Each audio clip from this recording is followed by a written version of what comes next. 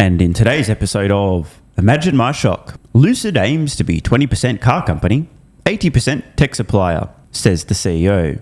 That's right, Peter Rawlinson said the goal is to get Lucid tech into Hondas and Toyotas, and the cars are a shop window to do that, aka, as I predicted, Lucid's best chance of survival, and I'm on the record, you guys, if you're regular viewers, remember me saying this many times, their best chance of survival is exactly this. Their best hope is to either get acquired by another company, or better yet, to supply some technology to other automotive manufacturers. This is absolutely not a move or a statement coming from a position of strength, but rather desperation.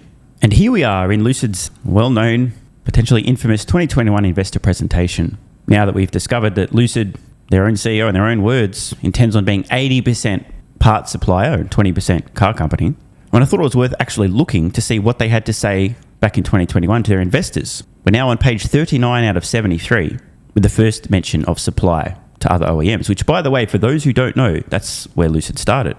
Lucid was actually supplying a little bit of tech, battery packs and software to electric vehicle racing teams. That's where they got their start. Now, call me crazy, but it doesn't seem, at least in 2021, that Lucid was intending on 80% of their business to be supplied to other car companies. This is under the title, Future Growth Opportunities Extend Beyond Lucid Vehicles, as opposed to our major source of future growth or income will be supply. These are just like, well, here's some other things in addition to our massive automotive business as well. And they happen to list energy storage systems. How's that going, Lucid? And technology supplier, quote, in-house technology designed for mass production at Lucid's purpose-built manufacturing facility positions Lucid well for large-scale supply to other OEMs. Potential for wide range of applications including aircraft, eVTOL, military, heavy machinery, agriculture, and marine. Let's continue searching for supply. See if we can get any more mention of this 80% business. Nope, not yet.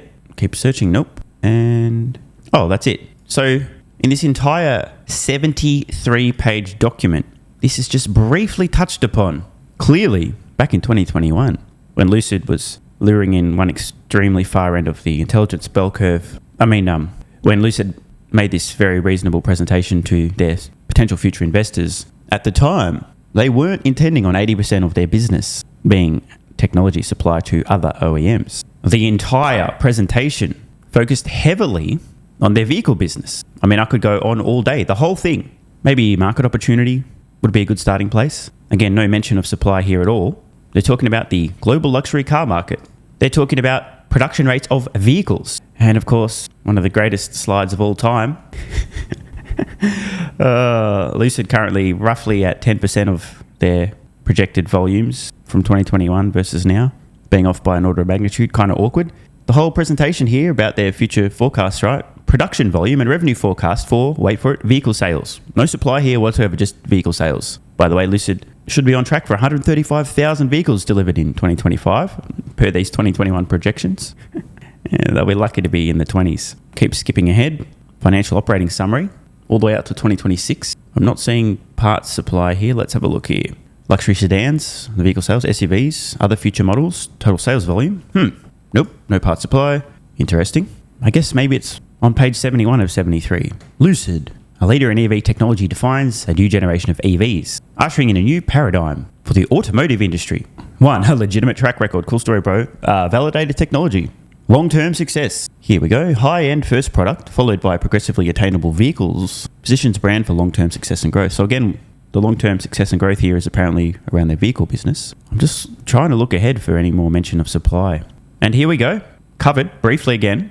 Untapped potential in adjacent markets. Additional untapped potential in battery storage solutions and powertrain technology licensing. And the irony. Attractive valuation. Attractive entry valuation at a fraction of Tesla's current value, because we're the next Tesla, if you're an idiot. So clearly, the seed of potentially licensing technology was always here, but suddenly it's gone from one of the possible future opportunities for growth to an entire business pivot to, we just want to supply shit to other companies, forget our vehicle business, even though almost all the 73 pages in this presentation focus specifically around our vehicle business. So back to the article. Peter Rawlinson isn't just building a car company. In fact, Lucid Motors CEO and CTO sees cars as only a small fraction of the electric vehicle startup's future business. And again, to emphasize, in 2021, this was clearly not the plan. In fact, in 2021, based on the amount of pages dedicated to the automotive business, the focus on car sales, luxury sedan, blah, blah, blah. It actually seems like licensing their technology to other companies, supplying other companies, itself was a small fraction of potential future business. A complete inversion. But as I've been saying for some time, their best chance of survival. So from a business point of view, I mean, you kind of got to make this move out of desperation because no one's buying your fucking vehicles and you're losing money selling them anyway. But it's worth taking a moment here. You know Tesla, right? Model Y, best-selling vehicle. They've just massively refreshed it. Incredible value for money. Clearly, it's possible to make an extremely compelling vehicle for a reasonable price that consumers can't get enough of. Although doing so may in fact be slightly challenging. A somewhat easier goal, let's just make batteries and electric motors, the whole electric powertrain, and license/sell them to other companies who are also desperate to make compelling electric vehicles that consumers want to buy. Oh, and one other thing to mention too is just the humiliation factor. And no, I don't mean Lucid humiliating themselves. I mean legacy automotive manufacturers and even EV startups. The humiliation factor is as follows. For whatever reason, the general public, if they hear, let's just pick a random company out of a hat, Volkswagen has partnered with Rivian to license technology, well, that doesn't appear to be too embarrassing for Volkswagen because Rivian's this really cool, trendy, up-and-coming EV startup, so they just get some cool factor. But let's say Volkswagen announces a partnership to license technology from Tesla, who are already a scaled, I mean like a mass production automotive manufacturer, right? Almost 2 million vehicles a year. Then the question, the embarrassment factor is, hang on, why would Volkswagen be partnering with a company that's selling millions of vehicles per year for technology? Shouldn't Volkswagen, who also sell millions of vehicles per year, be able to just do everything better? For what it's worth, optics actually really do seem to matter here. There's no embarrassment factor for a large legacy auto company to partner with a young, fresh, energetic EV startup. But dare they announce a partnership to license technology from Tesla? There's going to be a lot of ridicule. Why couldn't you do that yourselves? You're way bigger than Tesla. But is Tesla better than you or something? How embarrassing. So there is an opportunity for companies like Lucid to license technology. But legacy auto companies who have a fucking brain cell between them, and I mean this, if they had any rational decision making at all behind this, they'd go, you know what, let's go to the leader with software technology, Tesla, batteries, Tesla. It ain't Lucid. But if they want to avoid some of that perceived embarrassment factor and have better optics, they may go to companies like Lucid. But it's going to be a hard sell for Lucid to convince companies to license their technology as opposed to said company just going straight to Tesla. I mean, again, Lucid isn't making money selling their electric vehicles to consumers, and they can't even sell them. Meanwhile, Tesla, best-selling vehicle on the fucking planet, Model Y, compelling price. So Tesla has much better costs and has demonstrated an ability to profitably produce compelling electric vehicles at scale. If you're a third party, a legacy automotive manufacturer, and you want to license some of the core technology in an electric vehicle, do you really go to a company whose costs are high enough that they can't make money selling their electric vehicles to consumers? Or do you go to a company that has driven their costs down so dramatically and has such efficient, incredible engineering that they're doing the near impossible, a premium price point vehicle being the world's best-selling vehicle, the Model Y? It's going to be a tough ask for Lucid. So let's read the quote here. I'd love it to be 2080. 20% doing cars, 80% licensing. That's a quote from Pete Rawlinson. He continues, quote, because the vision I have for Lucid is, just as there's Intel inside your laptop, there's a Lucid inside a Honda or a Toyota. Another quote, people think, oh, why didn't you just be a supplier, Peter? Because we need the cars as a shop window for our product, he said. And I do, again, just want to take a moment here to point out the severe lack of our vehicles are actually just a shop window for our future massive licensing business in the 2021 investor presentation. Now, to be really clear, folks, this is not a massive new business opportunity Lucid is pursuing in addition to their existing thriving, highly profitable, massively scaled electric vehicle business, because those things don't exist. It's not like Tesla attempting to solve autonomy and then humanoid robots in addition to their thriving, dominant, profitable electric vehicle business. This is Lucid CEO going, fuck. No one's buying our fucking vehicles. We're going to go bankrupt. Shit, what do we do? You know what? Abandon vehicles. Let's pretend we still need to make a few of them as some window. Get fucked. Whatever. We're desperate. What are we going to do? Let's just try and supply stuff to other companies who are also fucked. Lucid also plans to expand the reach of that shop window. It's targeting production of 1 million cars per year by the early 2030s, up from around 9,000 in 2024. This article is pretty funny. I'm going to read this entire paragraph. Check it out.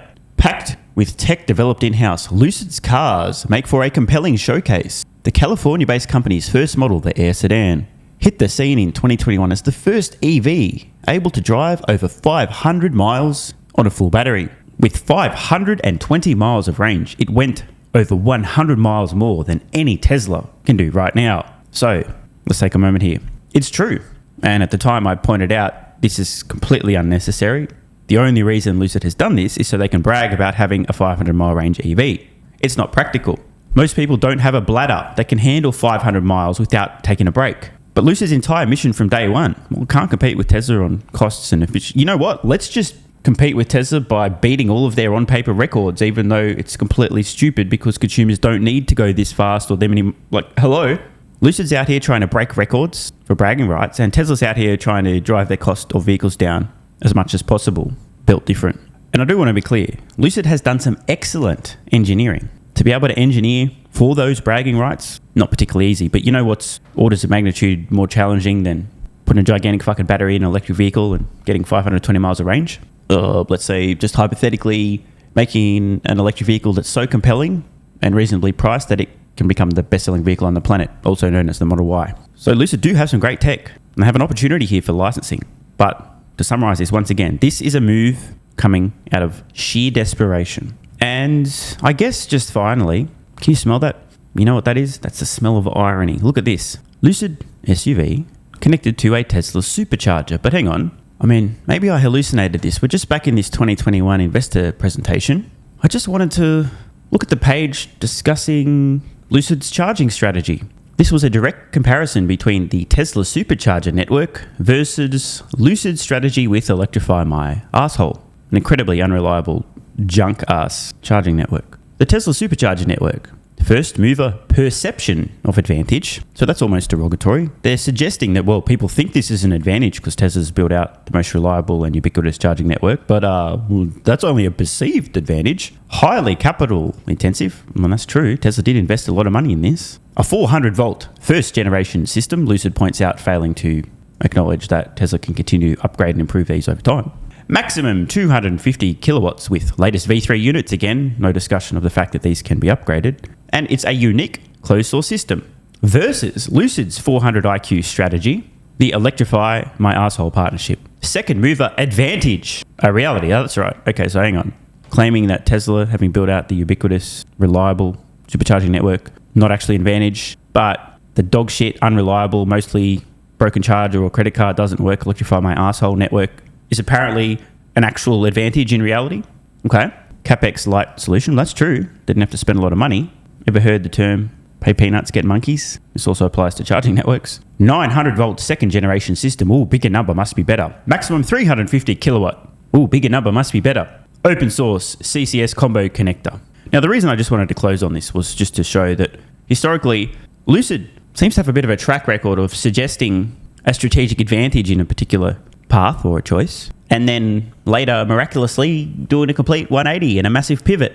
Case in fucking point, Lucid now suddenly have decided that actually the better solution, the smarter solution, is to just gain access to Tesla's charging network and use Tesla's charging ports as standard on their future vehicles. Now, obviously, if circumstances change, there's no harm in changing a strategy. It's a smart thing to do, but given Lucid's track record of saying, hey, this is better, this is a great strategy, we're going to do this, and then suddenly a complete 180, I'll tell you what, it seems to me like Lucid's now making a series of decisions coming from a place of desperation as opposed to strength, courage, and strategic brilliance. But hey, what would I know? I'm just some deluded Tesla fanboy. Want more content? Early access? Bunch of perks? Click the links in the pinned comment. AG1 is awesome. I've been taking it daily now for more than 3 years. It's a great way to fill in nutritional gaps. It's packed full of vitamins, minerals, and whole food source nutrients. Plus, has prebiotics, probiotics, and adaptogens to improve gut health, regularity, and help your body handle stress. I'm always looking for an edge to help me feel and perform my best, which is why I haven't missed a day of AG1 for more than 3 years. Just try it and see how you feel. Click the link in the pinned comment or head to drinkag1.com/SMR and get yourself a free 1-year supply of vitamin D3 plus K2 and 5 travel packs. This is what viewers of the channel had to say after trying AG1. I feel like I have a lot more energy since I started on AG1. Just got my AG1 in the mail. Legit feeling the effects after day 3. 3 months ago, I started AG1 and have been enjoying the evenness of alertness and energy that lasts the day. I just started the wife on it too. Are you convinced yet? I mean, hey, it's worth trying, right? Click the link in the pinned comment or head to drinkag1.com/SMR, or I can keep going. This viewer, after about a month on AG1, definitely a lack of fatigue in the afternoon. Pleasant side effect is that my coffee intake has imploded and is almost down to 0. One more? Yeah, why not? I honestly feel younger and will be continuing to use AG1. This stuff really is crazy good. I didn't think it would be, but this stuff is awesome. It really is what everyone is saying. One more, don't mind if I do. I've just received my 3rd month supply. I've drank it every day. I have so much energy throughout most of the day. I'm productive, started a new business, started socializing, refurbished a boat. It's no coincidence. Thank you for your persistence, your integrity, and your insights. Now look, these are not my words. These are not my testimonials. This is what you guys and girls are saying. Maybe it's 100% placebo effect. But even if that's the case, I think it's money well spent. Click the link in the pinned comment or head to drinkag1.com/SMR and get yourself a free 1-year supply of vitamin D3 plus K2 and 5 travel packs.